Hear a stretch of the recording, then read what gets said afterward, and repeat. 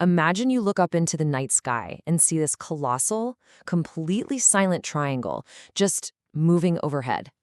Now imagine that happening not just to you, but to thousands of people all across an entire country.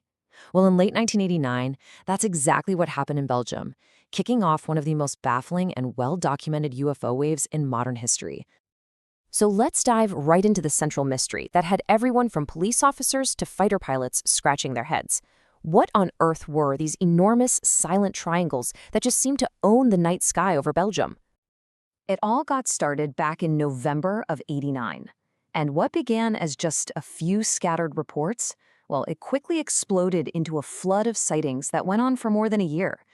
But this story isn't just about the number of sightings. It's about the quality and the credibility of the people who were looking up. Okay, so let's start with the people on the ground, because their testimony is really the bedrock of this entire mystery. The real story here isn't about some blurry photos. It's about thousands and thousands of credible people who all saw the same unbelievable thing. The sheer number of witnesses is just staggering. Now, getting an exact count is pretty much impossible, but official reports and civilian groups documented over 13,500 individual sightings. This wasn't just some isolated incident. This became a shared national experience. And here's what makes those numbers so powerful. The witnesses weren't just a handful of people in remote areas. No, we're talking about consistent reports from entire towns, from multiple police patrols on the ground, and even from military personnel. And when scientists and investigators started becoming witnesses themselves, well, that added a whole new layer of credibility. You know, what's truly remarkable is just how consistent their stories were. Over and over again, from different people in different places, the description was fundamentally the same. They weren't just seeing random lights in the sky, they were describing a specific, structured object. So let's break down exactly what people were seeing. A massive, dark triangle. It had these bright, steady lights at each corner, and a lot of the time, a pulsating red light right in the center. But it was the movement that was truly impossible. It could glide in complete silence, hang totally motionless in the sky, and then in an instant accelerate to incredible speeds. We're talking about physics that just don't apply to any aircraft we know of. And this brings us to what makes the Belgian UFO wave completely, totally unique. The official response wasn't denial. It wasn't ridicule. It was a serious, transparent, and public investigation. Things escalated quickly. What started in November just snowballed, reaching its peak on the night of March 30th, 1990.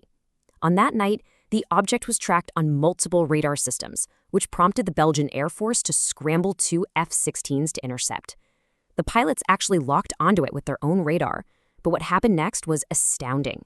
The object just danced away, making maneuvers at speeds that were physically impossible for those jets to follow. And this is really where the story veers off from almost every other UFO case out there. Typically, right, you get official denial, secrecy. In Belgium, the Air Force did the exact opposite. They publicly confirmed the events. They worked with civilian UFO groups, and they sent their best fighter jets to investigate. It was completely unprecedented. Major General Wilfred de Bruar, the man who led the investigation, actually held press conferences. He went on TV, encouraging people to report what they saw. I mean, think about that. The official validation was huge. It told thousands of people that no, they weren't crazy, and yes, their government was taking this very, very seriously. So with so many witnesses and such an open, official response, this UFO wave wasn't some fringe topic. It became part of the national consciousness. It was debated in homes and cafes and all across the media. So what was shaping what everyone was thinking? It was really a perfect storm.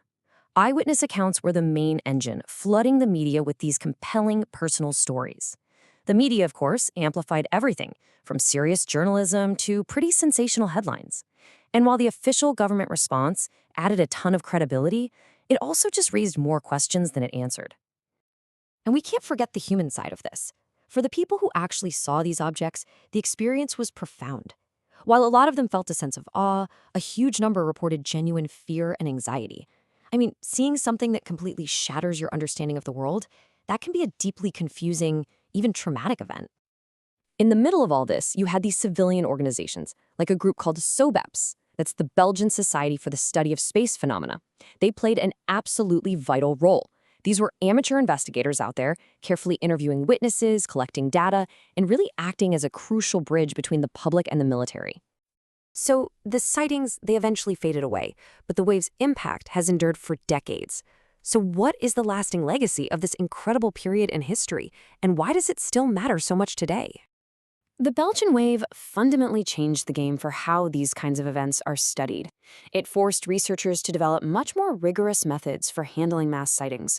It proved that, hey, collaboration between civilian groups and officials could actually work. And most importantly, it set a new benchmark for transparency. It really became the gold standard that other government investigations are measured against. And to really get why it's so important, you kind of have to place it next to other major UFO events. The Phoenix Lights, for example, that was a massive but single-night spectacle. Rendlesham Forest was all about a few military witnesses to a landed object. But the Belgian wave was different. It was sustained, it was nationwide, and it was defined by its open and official military-led investigation. And here is the ultimate paradox of the whole thing. After all the sightings, the F-16 scrambles, the radar data, the official reports, there was no definitive conclusion.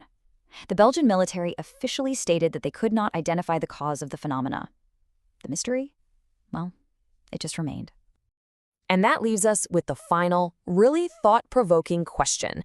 When an event is this well-documented, witnessed by thousands of credible people, and seriously investigated by a nation's military without finding any conventional explanation, what does that lack of a solution tell us?